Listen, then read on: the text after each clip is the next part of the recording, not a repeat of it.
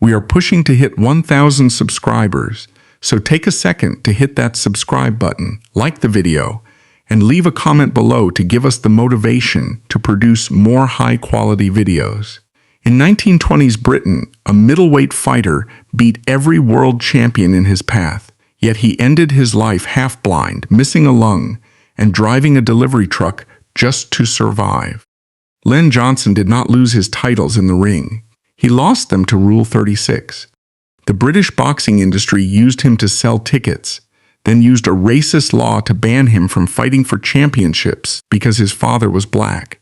Promoters made a fortune off his body, then dumped him into cheap carnival tents to fight drunks for spare change. This was not bad luck in sports. This was a ruthless, organized system of exploitation. Len was born in 1902 in Clayton, Manchester. His father, Billy Johnson, was a West African merchant seaman and bare-knuckle fighter from Sierra Leone. His mother, Margaret Marr, was a white woman of Irish descent. The violence against his family was immediate and physical. A crowd cornered Margaret on a public street and beat her. The assault left her face permanently disfigured. Law enforcement provided zero protection. The Johnson family operated like fugitives to secure basic shelter. Landlords refused to rent to them. Margaret had to navigate the housing market entirely alone. She signed lease agreements during the day. The family waited until nightfall to occupy the premises. Billy and the children sneaked into the rented rooms under the cover of darkness. Discovery meant immediate eviction and a return to the street. Len grew up constantly packing bags and hiding from neighbors. School offered no refuge. Len faced daily physical confrontations. Classmates targeted him relentlessly. The playground required constant physical defense against multiple attackers. Teachers ignored the daily assaults. The severe financial pressure of his home life forced him out of the classroom early. Survival required immediate income. Len entered the industrial workforce as a teenager. He secured a job at the Crossley Brothers Metal Foundry. The environment was physically devastating. He spent 12 hours a day in blistering heat and toxic air. The work required extreme manual labor. He hauled crucibles of molten metal across the factory floor. These iron containers weighed upwards of 200 pounds. Every shift carried the risk of catastrophic burns or crushed limbs. The extreme physical demand fundamentally altered his anatomy.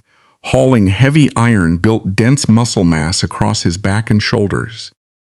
His hands became heavily calloused and hardened.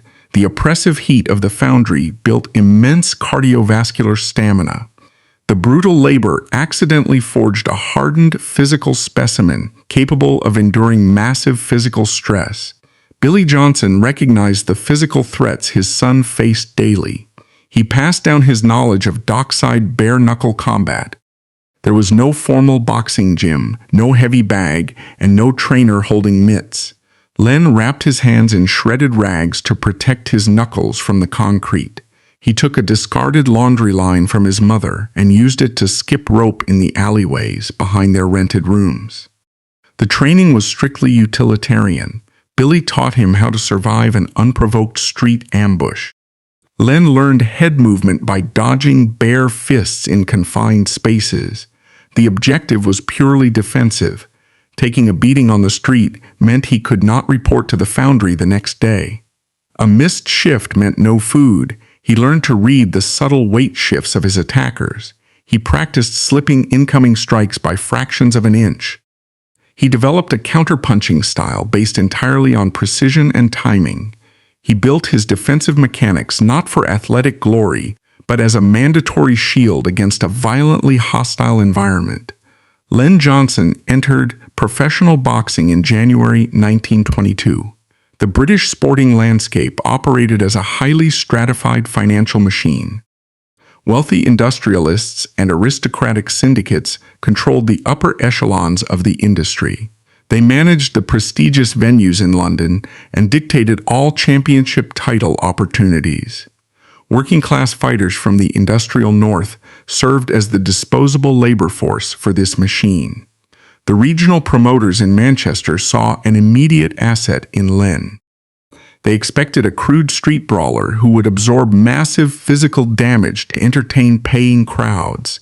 They planned to pay him pennies while packing local halls. He completely dismantled their expectations.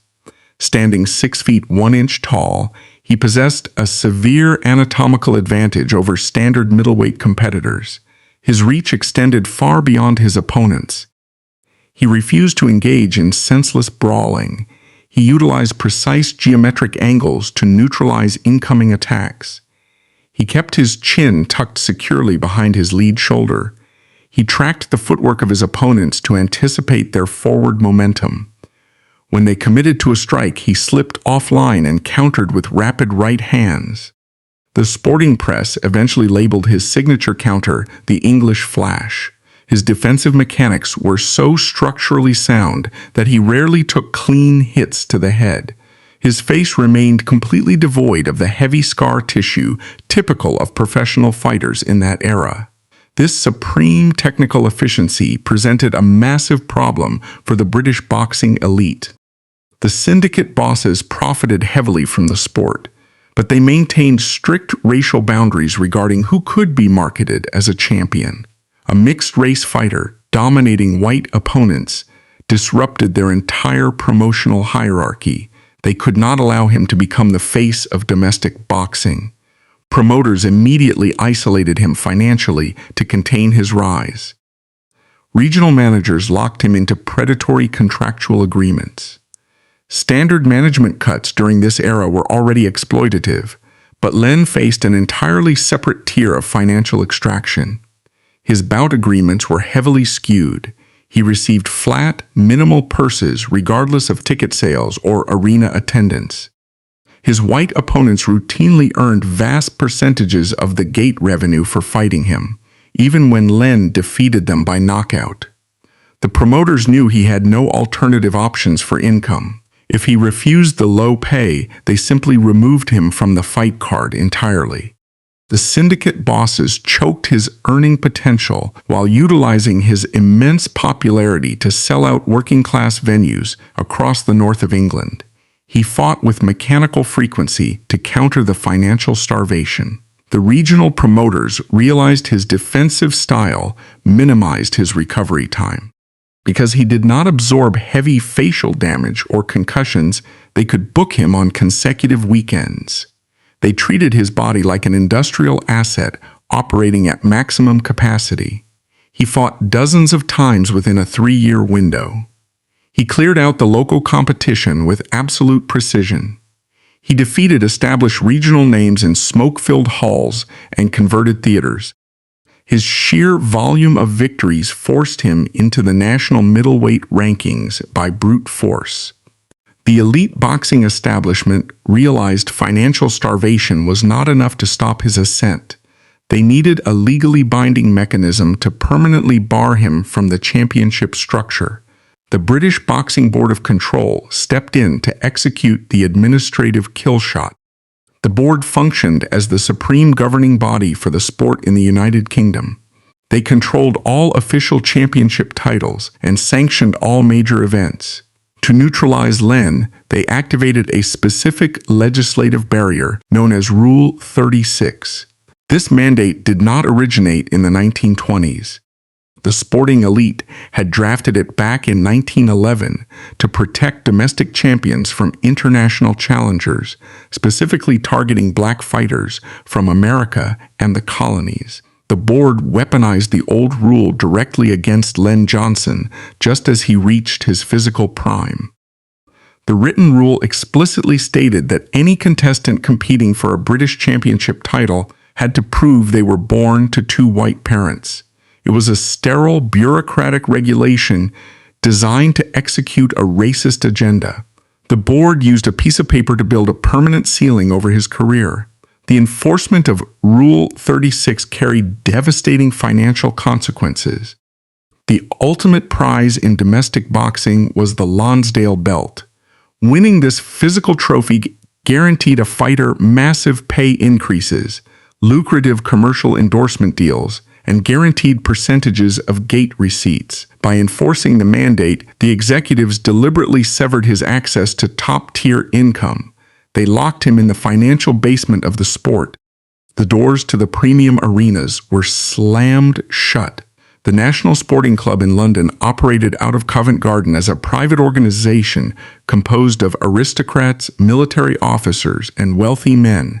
They dictated the rules of British boxing from a mahogany boardroom. They absolutely refused to host him. He could fight. He could win. He could generate massive revenue for the regional promoters in Manchester. But the law absolutely prohibited him from wearing the British title belt. The Board of Control effectively informed him that his physical supremacy did not matter. The capitalist syndicate reduced him to a permanent second-class asset. They built an inescapable system where he would bleed for their profit but never touch the gold.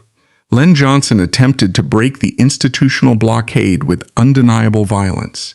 In 1925, he targeted the most respected veteran in the sport. Ted Kid Lewis was a national icon. Born Gershon Mendeloff, Lewis was a former world welterweight champion who had engaged in over 200 professional bouts. He was aggressive, vastly experienced, and deeply favored by the London syndicates. The boxing establishment believed Lewis would brutally expose Johnson as a regional fraud. They sanctioned the high-profile bout, expecting a definitive end to the mixed-race fighters' momentum. The fight took place in Manchester. Lewis relied on relentless forward pressure, attempting to trap his opponent against the ropes. The strategy failed completely. Johnson demonstrated absolute distance control. He utilized his massive reach advantage to establish a rigid, blinding left jab. When Lewis lunged forward in frustration, Johnson pivoted smoothly offline and landed sharp right hands. The physical damage accumulated steadily. Lewis simply could not close the gap. He absorbed heavy, precise punishment for 8 consecutive rounds. By the 9th round, the former world champion was battered and exhausted. He collapsed onto his stool and refused to continue. The referee stopped the fight. The victory was absolute and undeniable. The sporting press acknowledged the reality on the canvas. Johnson had systematically dismantled a British legend. He was universally recognized by the public as the uncrowned middleweight champion of the country. The executives at the British Boxing Board of Control watched the fight. They registered the result. Then they executed a wall of total silence. Rule 36 remained firmly enforced. The syndicate proved that supreme physical ability could not override their racist legislation. Defeating the best white fighter in the empire meant nothing. The board absolutely refused to grant him a championship bout. Severe financial stagnation immediately set in. Promoters across the UK realized Johnson had hit a legislative ceiling. They knew he was effectively trapped. They stopped offering competitive pay. They forced him to accept low-tier purses for high-risk bouts, knowing he had no leverage to negotiate. His management team concluded that the domestic market was a dead end. They orchestrated a transatlantic campaign to salvage his earning potential. In 1926, they shipped Johnson to the United States. The stated objective was to secure lucrative fights in major markets like New York and Chicago. He walked directly into a far more sophisticated and ruthless trap. The American boxing industry operated under strict, unwritten segregation laws. The landscape was controlled by massive power brokers like Tex Rickard, the premier promoter at Madison Square Garden. Rickard built million-dollar gates by exclusively promoting white champions and strictly enforcing the color line. The American public was heavily invested in segregated entertainment. Black fighters were systematically excluded from title contention and major arena main events. Johnson arrived with a stellar professional record. The American syndicate did not care. They blatantly refused to match him against highly ranked white contenders. This freeze-out forced Johnson into the grueling underbelly of the American circuit. He was restricted to fighting highly skilled, desperately underpaid black fighters. These opponents were just as dangerous and equally starved for opportunities. The bouts were incredibly violent, but the financial returns were abysmal. The contractual structure of the American tour was entirely predatory. His managers had fronted the cost of his transatlantic steamship ticket. They covered his basic living expenses upon arrival. Every single dollar they spent was recorded in a ledger as a personal debt. They deducted these inflated expenses directly from his fight purses. This created a cycle of legal debt bondage. Johnson fought constantly, taking heavy physical risks, but his net earnings remained virtually non-existent. The promoters controlled the accounting. They ensured he never earned enough surplus cash to buy his own independence. He was functionally operating as indentured muscle for the cartel. While he was locked in this financial loop across the Atlantic, his personal life in the UK collapsed. His wife, Annie Forshaw, had remained in Manchester with their 2 young children. Because the American promoters heavily garnished his wages, Johnson could not send sufficient funds back to his family. Annie and the children lived in severe poverty. The environment was harsh, and basic necessities were scarce. Then the ultimate crisis occurred. One of his children contracted a severe illness. The medical infrastructure available to the impoverished working class in 1920s Manchester was practically non-existent. The child's condition deteriorated rapidly. A telegram was dispatched to Johnson in America. The message was clear. He needed to return home immediately. The transatlantic voyage required a substantial upfront cash payment for a steamship ticket.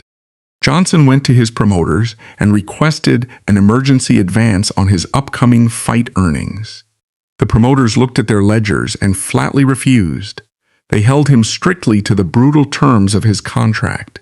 They cited his existing travel debt and refused to release a single dollar of funds. They possessed the capital to send him home, but they chose to keep their fighter trapped in the United States to fulfill his remaining bout agreements. The child died in Manchester. The geographic and financial barriers held firm. Johnson could not afford the ticket home. He was trapped in a foreign country while his own child was buried. The boxing industry extracted his physical labor on American soil while his family was destroyed thousands of miles away. The psychological impact of this event was permanent. The marriage could not withstand the trauma of the loss and the forced separation. Annie filed for divorce. The legal dissolution of the marriage was finalized. She left, taking their surviving child with her. Johnson lost his entire family. The systemic traps functioned exactly as they were designed to. The British legislation choked his domestic income. The American promoters weaponized his travel debt to keep him captive. He was the most skilled fighter in his division, but the global boxing cartel stripped him of his wealth, held him hostage across an ocean, and ground his personal life to dust. Len Johnson returned to the United Kingdom financially ruined and grieving the death of his child. The American boxing cartel had extracted his labor, drained his finances, and sent him back to Manchester with nothing. He had no family left. He channeled his absolute rage into his physical conditioning. He accepted a fight against Roland Todd in 1927. Todd was the undisputed British middleweight champion. He was a highly respected tactician and a verified asset to the London syndicates. The promoters booked the fight for 20 rounds at King's Hall in Bellevue, Manchester. This was not a standard athletic contest. It was a brutal physical endurance test designed to break challengers. 20 rounds meant an hour of active combat inside a sweltering arena. The gloves used during this era were small and stuffed with horsehair, offering minimal protection to the fighters and inflicting massive structural damage to facial bones. The crowd packed the arena expecting a grueling war. They witnessed an execution. Johnson dismantled the reigning champion with clinical precision. For 20 consecutive rounds, he controlled the center of the ring. He used his superior reach to establish an impenetrable defense. When Todd tried to close the distance, Johnson intercepted him with sharp, heavy counterstrikes. Todd absorbed severe physical punishment. He could not bypass the defense. By the final bell, Todd was heavily battered. The outcome was not debatable. The referee raised the hand of Len Johnson. He had beaten the reigning champion over the maximum distance. The British Boxing Board of Control intervened immediately. They had officials stationed at ringside. They watched their champion take a systematic beating. Before the championship belt could be transferred, the executives invoked Rule 36. They publicly downgraded the 20-round war to a non-title exhibition. They declared the result official for the record books, but absolutely refused to transfer the championship hardware. Len Johnson won the fight. Roland Todd kept the belt. The regulatory body proved they would manipulate the law in real time to protect their assets. They demonstrated that athletic superiority was irrelevant against institutional legislation. The domestic freeze-out became total. British promoters refused to match him against any high-ranking domestic contenders. His management team scrambled for international opportunities and secured a contract in Australia. The Australian sporting market offered a massive opportunity. Johnson was scheduled to fight Harry Collins for the British Empire middleweight title. This championship held massive prestige across the global territories controlled by London. Johnson traveled to Australia and dominated Collins. He won the fight and secured the championship. The executives in London reacted with absolute hostility. The Board of Control drafted a directive and sent it across the globe. They officially refused to recognize the result of the bout. They stripped Johnson of the victory and declared the British Empire title completely vacant.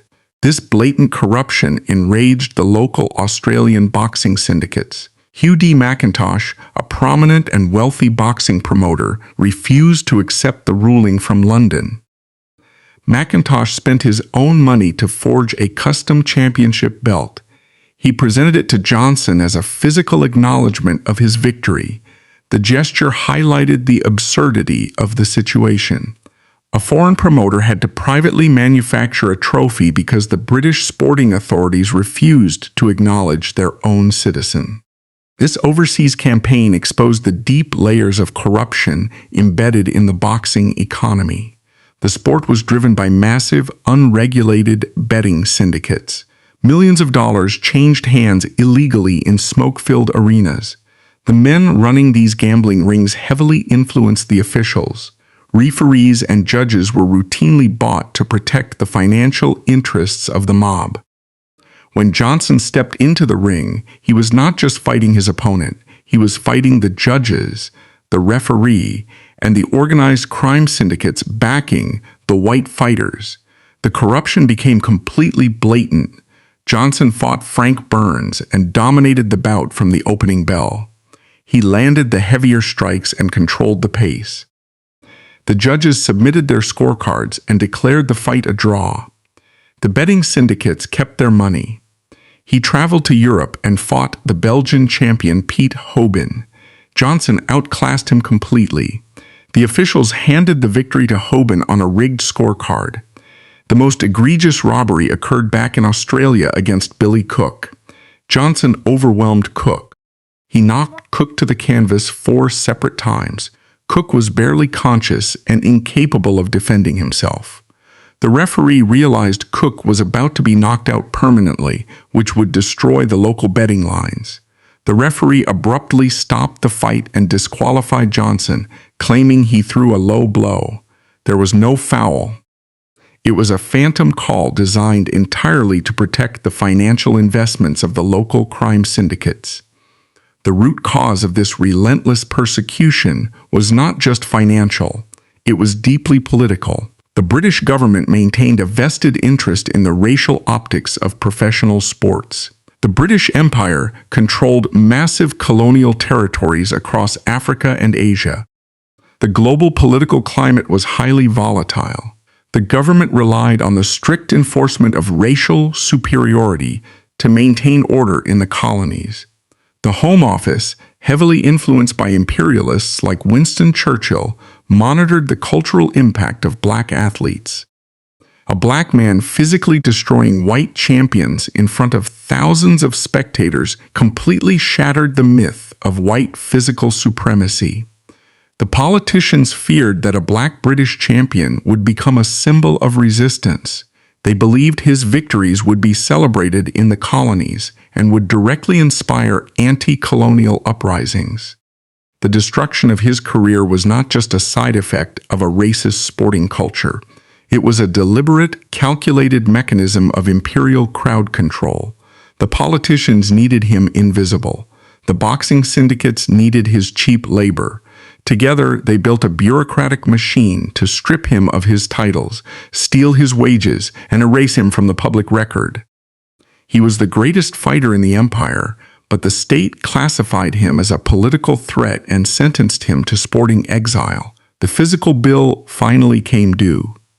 Hundreds of fights take a biological toll. The human body is a machine. Professional boxing treats that machine with absolute disregard. The capitalist syndicate squeezed every ounce of athletic capital out of Len Johnson. They left him with the physical wreckage. By the early 1930s, the damage was irreversible. The relentless schedule of fighting, week after week, destroyed his joints. Severe rheumatism set into his elbows. The cartilage wore down to the bone. Every jab required him to push through extreme pain. The defensive reflexes that once made him untouchable began to slow down. Milliseconds of delay in the ring translate directly to head trauma. He started taking punches he would have easily slipped 5 years earlier. The most catastrophic damage occurred in his left eye. Repeated blunt force trauma to the orbital bone caused severe internal swelling. The pressure damaged the delicate structures behind the cornea. A traumatic cataract formed over the lens. The tissue clouded over completely. His vision blurred and then deteriorated into thick gray shadows. Peripheral vision on his left side vanished. Independent medical examiners operating outside the boxing commissions looked at the eye. They delivered a harsh verdict. Taking another heavy impact to the skull would likely detach the retina entirely. The result would be permanent, irreversible blindness. The medical reality was clear. He needed to stop fighting immediately to save his sight. The British boxing authorities knew exactly what was happening. The medical boards employed by the promoters conducted pre-fight physical examinations. These doctors saw the clouded eye. They documented the restricted mobility in his arms. They understood the extreme medical risk. They cleared him to fight anyway. The syndicate needed main event attractions and credible opponents to test their rising white prospects. They viewed Johnson as a highly recognizable name they could use to sell tickets. His physical safety was entirely irrelevant to their profit margins. They abdicated their medical responsibilities. They sent a half-blind man into a fistfight to protect their gate revenue. The ultimate exploitation occurred in 1933. Johnson accepted a fight against Eddie Pierce. Pierce was a heavy-handed, ruthless competitor. The promoters built the narrative of a competitive match. In reality, it was an orchestrated execution. The management team behind Pierce did their research. They knew exactly how severely Johnson was compromised. They constructed a specific, localized battle plan to target his physical disability. There was no sportsmanship. This was a calculated dismantling of a disabled worker. The bell rang. Pierce did not engage in the center of the ring. He immediately circled to the left. He stepped entirely into the blind spot. Johnson could not track the movement. He relied on physical contact and footwork to gauge distance, but his left side was completely vulnerable. Pierce stayed on the outside edge of the left shoulder and anchored his feet. He began launching heavy right hooks directly at the damaged eye. Johnson could not see the punches coming. The strikes landed flush against his skull with maximum leverage. The defensive genius who had once dodged world champions was reduced to a stationary target. The physical destruction was rapid and severe. The right hands shattered the remaining defenses. The left eye swelled instantly. Blood pooled under the skin and began leaking from the orbital ridge. The pain was absolute. Johnson tried to pivot and bring Pierce back into his line of sight. Pierce simply stepped left again, maintaining the tactical advantage. He hammered the blind side relentlessly. The crowd watched the systematic beating of a man who could not defend himself. The referee allowed the heavy punishment to continue far longer than necessary. The officials finally intervened only when Johnson was physically incapable of standing upright without support. The fight was stopped. The syndicate got their violent spectacle. Johnson left the ring with his eye battered shut and his career effectively terminated. He was 30 years old. The transition from elite athlete to discarded asset was immediate. The promoters who had built their fortunes on his back cut all ties. They stopped answering his calls. They offered zero financial severance. There was no pension fund for retired fighters. The British Boxing Board of Control provided absolutely no medical assistance or financial safety net. He was totally abandoned by the industry he helped build. He had no savings because the predatory contracts had drained his earnings for a decade. He was a physically broken man with no formal education and a family to support. He needed cash immediately. The desperate need for income forced him out of the regulated arenas and into the absolute bottom tier of the entertainment industry. He joined the traveling fairgrounds. He became a staple of the boxing booths. These were grim, unregulated canvas tents pitched in muddy fields across the industrial north. The setup was primitive. A wooden platform served as the ring. There were no medical checks, no referees, and no weight classes. The booth owner would stand on a wooden crate outside the tent and shout at the crowd of local factory workers and miners. They offered a few shillings to any man who could last 3 rounds with the former champion. The reality inside the tent was horrific. Every night, Johnson stood under dim, flickering lights. He waited for drunk, aggressive locals to climb through the ropes. These men had nothing to lose and wanted the prestige of knocking out a famous fighter. They fought with thin leather gloves or bare knuckles. There was no technique. It was pure, raw violence. Johnson had to fight multiple challengers in a single evening. He fought men 50 pounds heavier than him. He relied on his remaining defensive instincts and raw muscle memory to survive. The psychological degradation was absolute. He had stood toe-to-toe with the greatest fighters in the world. He had rightfully earned the British middleweight championship. Now he was a carnival attraction. He was absorbing headbutts and wild swings from intoxicated amateurs. He collected the loose coins thrown onto the bloodstained canvas after each bout. The capitalist machinery of the boxing industry had consumed his youth, stolen his titles, and destroyed his body.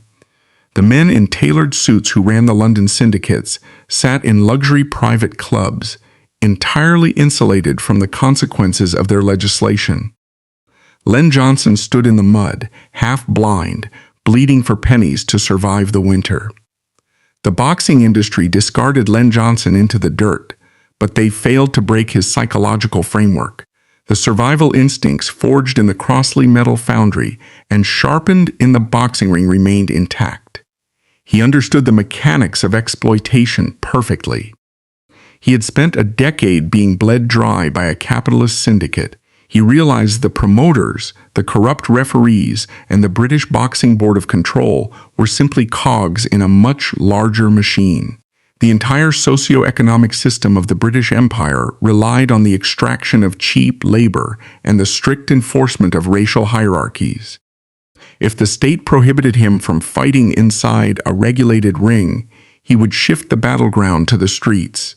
The aftermath of the Second World War provided the catalyst. The British Empire was heavily fractured and financially bankrupt, yet the government rigidly maintained its colonial grip and domestic segregation policies. Johnson assessed the political landscape. The mainstream political parties offered nothing to the marginalized working class. He needed an organization that actively, aggressively opposed the color bar and corporate exploitation. He officially joined the Communist Party of Great Britain, CPGB. The CPGB was under heavy surveillance by state intelligence, but it was the only organized political faction in Manchester actively weaponizing labor strikes against discriminatory employers. Johnson did not join for abstract ideological reasons. He joined because they offered a tactical infrastructure to fight the establishment. In October 1945, this political alignment placed him at the center of a historic convergence. The Fifth Pan-African Congress convened at Carlton Town Hall in Manchester. This was not a minor gathering. It was a highly coordinated summit aimed directly at dismantling global imperialism. Johnson attended as an official delegate.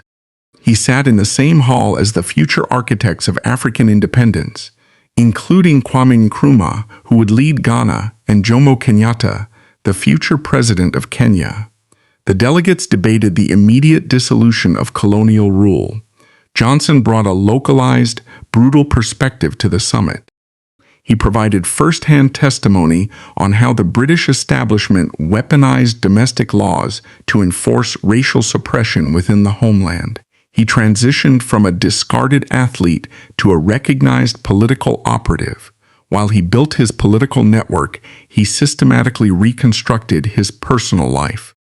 The boxing cartel had destroyed his first marriage and stranded him during the death of his child. He refused to let the system dictate his isolation. He married Maria Reed, a white working-class nurse. Maria had 3 children from a previous relationship. The fathers were absent. Johnson immediately assumed full legal and financial responsibility for all 3 dependents.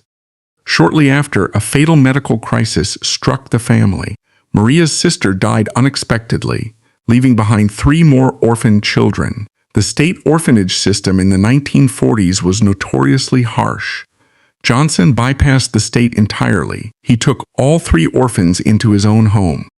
The man whom the British sporting press had routinely caricatured as a violent brute became the sole provider for 6 children.